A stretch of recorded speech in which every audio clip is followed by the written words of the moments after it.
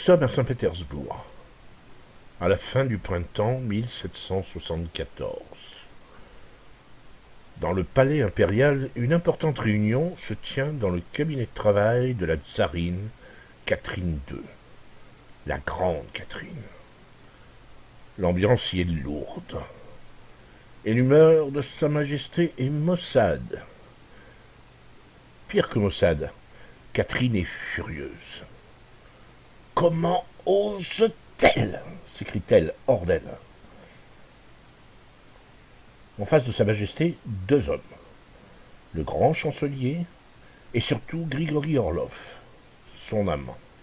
« Je veux qu'on la fasse taire. » Ce ne sera pas si simple, commence Orlov.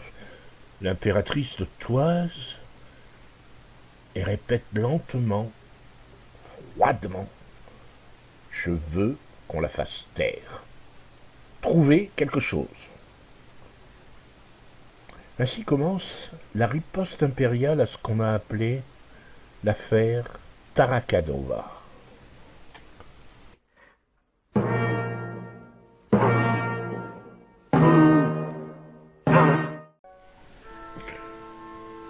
Tout commence en 1772 à Paris, sous le règne de Louis XV.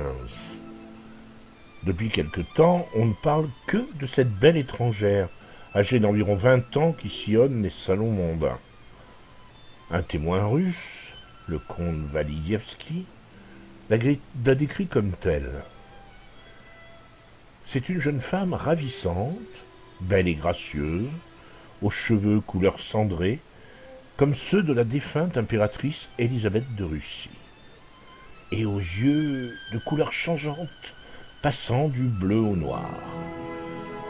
Ou encore, il dit, elle a d'excellentes manières et paraît avoir reçu l'éducation la plus soignée. Mais qui est-elle au juste ? De fait, les origines de cette jeune femme ne sont pas très claires. Elle-même reste vague. Selon elle, elle est née de parents inconnus, elle a vécu d'abord en Allemagne, puis en Perse.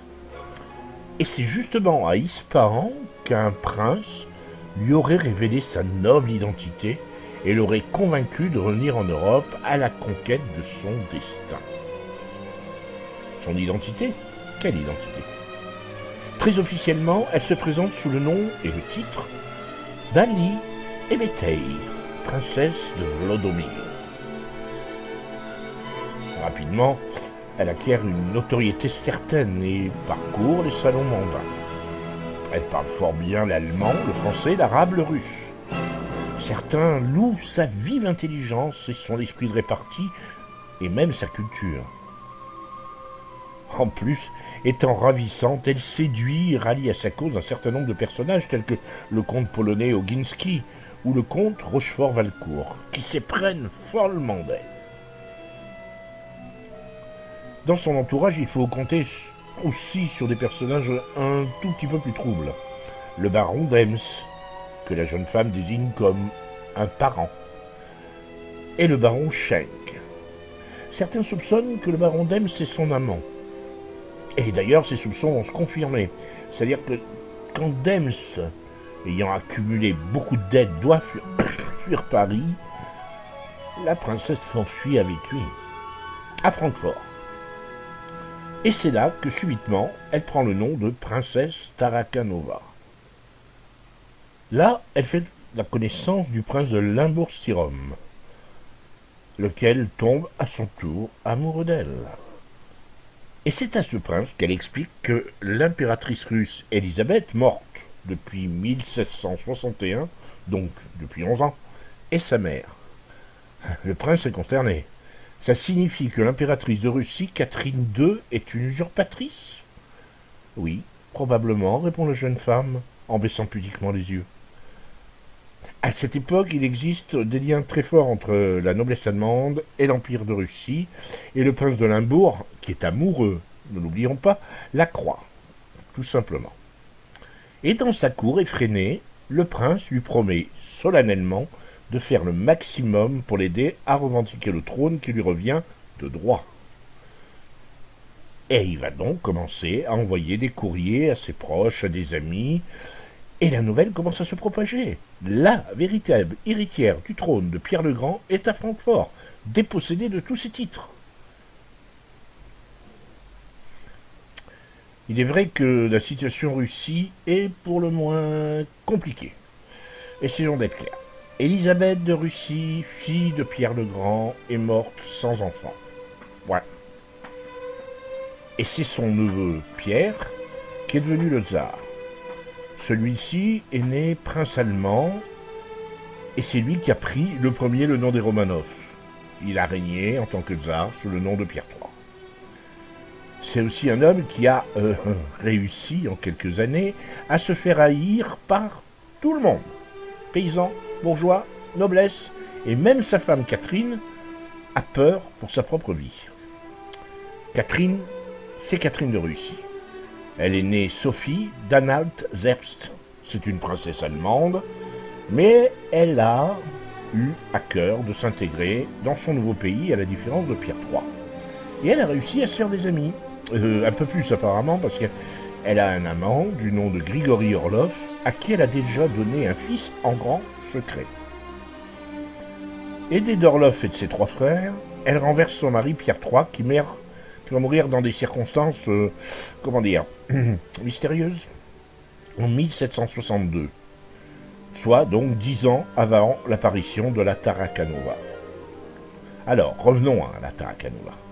Elle est maintenant à Francfort, et la situation en Russie est très trouble. Et elle est rendue encore plus trouble par le fait que circulent des rumeurs, et des rumeurs qui trouvent écho parmi toutes les cours d'Europe. Quelles sont ces rumeurs ? On dit de plus en plus que l'impératrice Sophie, la défunte impératrice, elle n'était certes pas mariée officiellement, mais officieusement, elle aurait épousé un cosaque, du nom de Razumovski, dont elle aurait eu 2 enfants. Des enfants qui ont reçu le nom et le titre de prince et princesse Tarakanov. Tiens. C'est une hypothèse très sérieusement reprise par un historien, Charles de la Rivière, mais qui est contestée par des historiens tout aussi sérieux, comme Hélène Carrère d'Ancos. Donc, la Tarakanova, qui se présente en tant qu'héritière de l'impératrice Sophie, c'est tout à fait crédible.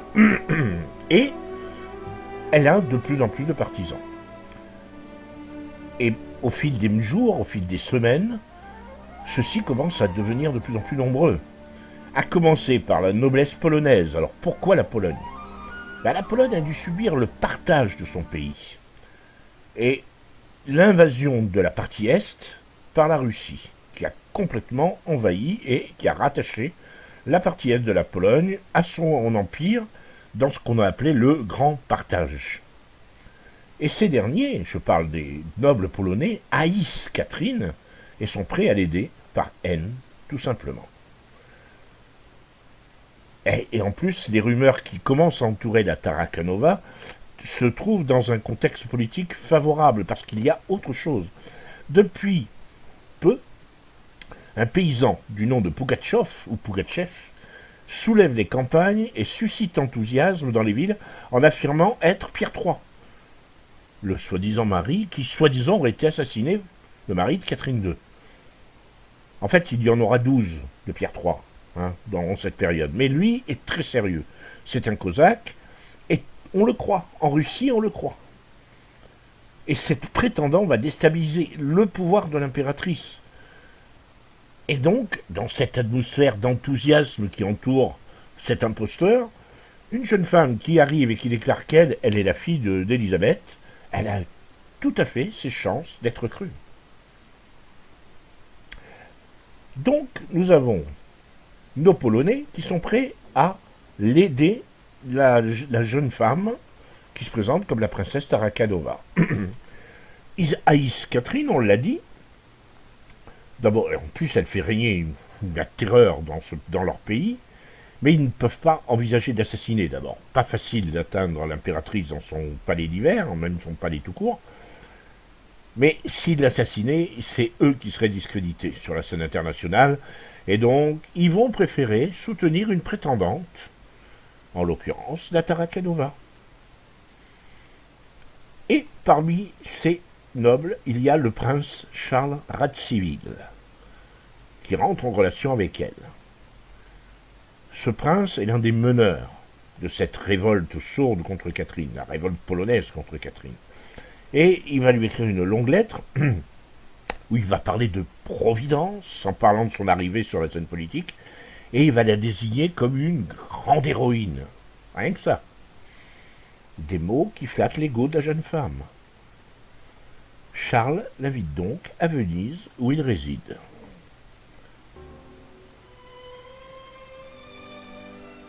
La Tarraconova décide donc de partir à Venise.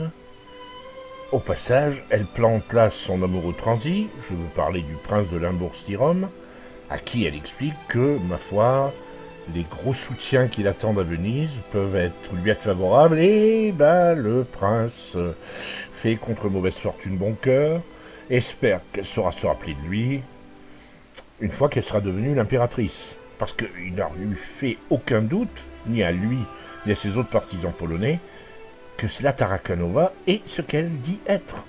Et qu'elle aura, tôt ou tard, puisque Dieu est avec elle, elle aura tôt ou tard son trône.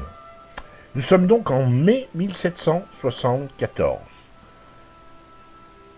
Et à Venise, la jeune femme va être traitée dans les salons mondains comme une personne d'une extrême importance. Une possible tsarine. Elle va même résider à l'ambassade de France à Venise.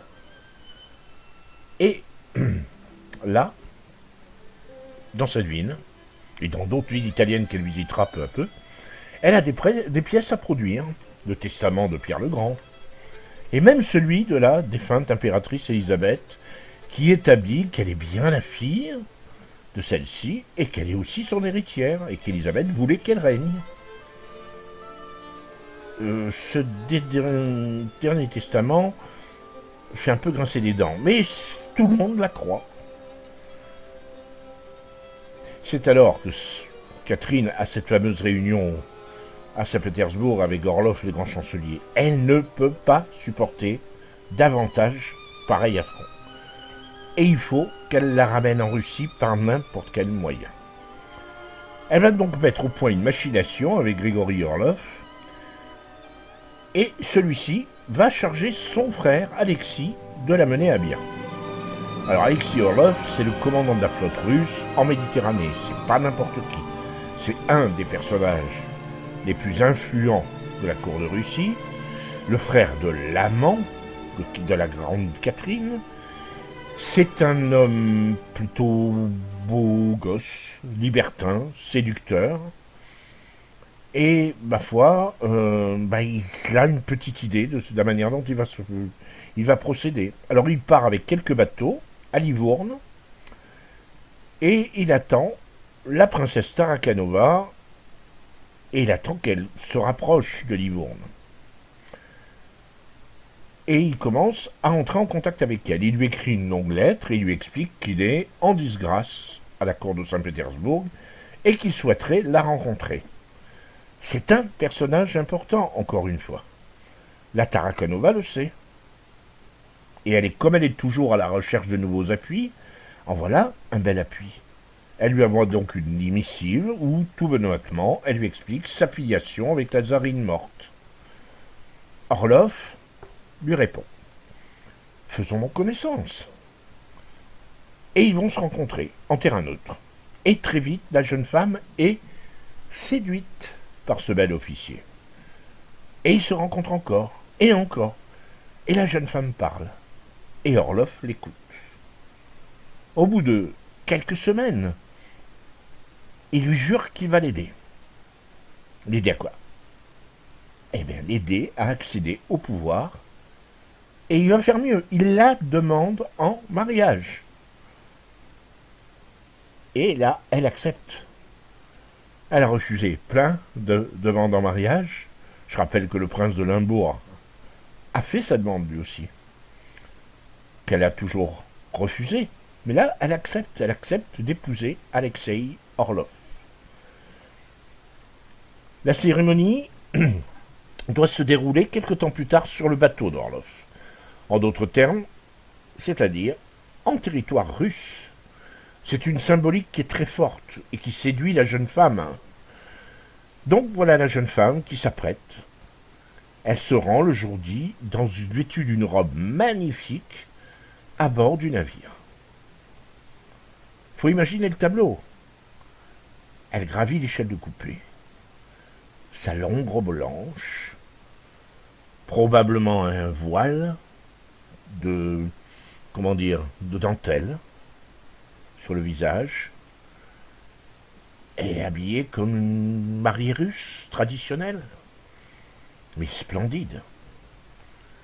Et voilà que, à peine sortie des chaînes de coupé, à peine sur le pont du navire, 2 soldats l'encadrent. Elle est mise aux arrêts et jetée dans une cale.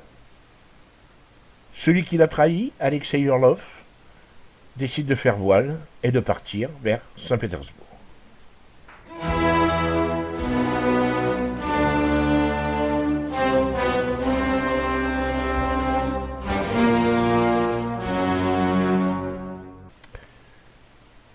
Et tandis qu'elle fait voile, bien contre son gré, vers Saint-Pétersbourg, la tsarine, elle, reçoit ses agents. Et ceux-ci n'ont pas chômé.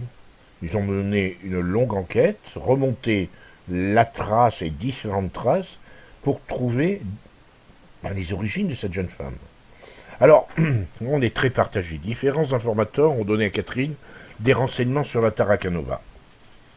Selon les sources, elle serait la fille d'un cabaretier pragois, donc tchèque, ou la fille d'un boulanger allemand, ou encore une juive de Pologne. Mais aucune de ces thèses ne semble entièrement plausible. Ce qui semble avéré, par contre, c'est qu'elle a eu plusieurs identités avant d'arriver à Paris. Elle s'est d'abord fait appeler Fraulein Frank, puis Lady Shelley, puis Madame Scholl, puis Madame de la Trémoille, puis Kniagnia Vladimirskaya, princesse de Vladimir, ou encore princesse d'Azov. Et il faut bien garder à l'esprit que c'est assez tard dans son histoire qu'elle prétend être la fille d'Alexis Rozoumovski et d'Élisabeth Ier. Autrement dit, la petite-fille de Pierre le Grand. Elle ne le révèle que très tard. Et de ce fait, elle accepte l'idée, elle atteste de l'idée qu'elle a été élevée à Saint-Pétersbourg et ensuite en Perse. Cependant, même encore aujourd'hui, son lieu de naissance n'est pas certain et son vrai nom est inconnu. Une fois arrivée à Saint-Pétersbourg, elle est interrogée directement par le grand chancelier Galitzine lui-même. La Tarakanova ne se démonte pas. Elle donne la même version des faits dans l'espoir qu'on va la libérer. Et malheureusement, le grand chancelier, il est loyal à Catherine. Et cette obstination va être fatale à la jeune femme, qui est emprisonnée au sein de la sinistre forteresse Pierre et Paul de Saint-Pétersbourg. Elle y restera plus d'1 an. Elle va écrire des lettres, beaucoup de lettres, à Catherine. Elle va lui demander de la croire. Elle va lui demander pardon. Elle va essayer de jouer sur la pitié. Rien n'y fait, Catherine ne répond pas. Jamais. À aucune lettre. Et pendant cette année, sa santé va décliner à cette malheureuse jeune femme. Galitzine lui-même, qui lui rend visite, finit par s'en émouvoir. Et il demande à l'impératrice d'adoucir le sort de la prisonnière. Mais l'impératrice est inflexible. Elle ne veut céder en rien. Et la Tarakanova finit par succomber de la tuberculose en décembre 1775, donc 1 an et demi sensiblement après son emprisonnement. Alors, qu'est-ce qu'il faut penser de cette histoire? Même si c'est très improbable, il n'est pas tout à fait exclu que l'impératrice Élisabeth ait eu des enfants cachés de Razoumovski. C'est pas exclu. C'est pas certain non plus. Et c'est probablement, on va dire probablement improbable. Mais nul ne peut confirmer ou infirmer que la Tarakanova n'était pas l'enfant qu'elle prétendait être. Toutefois, Si on écoute Hélène Carrère d'Ancos, qui est l'autorité suprême concernant l'histoire russe en France, et qu'il est difficile de remettre en doute, elle ne conçoit pas que l'impératrice Sophie n'ait pas désigné un de ses prétendus enfants pour lui succéder. Même si c'était des enfants cachés, pourquoi ne les aurait-elle pas désignés comme successeurs? Elle est allée chercher un neveu allemand qui ne parlait pas un mot de russe pour l'adopter et pour lui demander de lui succéder, laissant ses enfants en grand danger, parce que il pouvait être assassiné par ce russe. Alors elle aimait pas ses enfants? C'est très improbable. Néanmoins, pendant les mois qui vont suivre, et même quelques années qui vont suivre, avant que l'oubli se fasse, l'histoire va désigner cette femme, aventurière ou non, sous le nom de Elisabetta Alexeyevna Tarakanova, morte en décembre 1775 à l'âge de 22 ans. Et pendant longtemps, on restera persuadé que Catherine II l'a volontairement assassinée en la faisant enfermer dans un cachot malsain afin d'éliminer une héritière légitime au trône.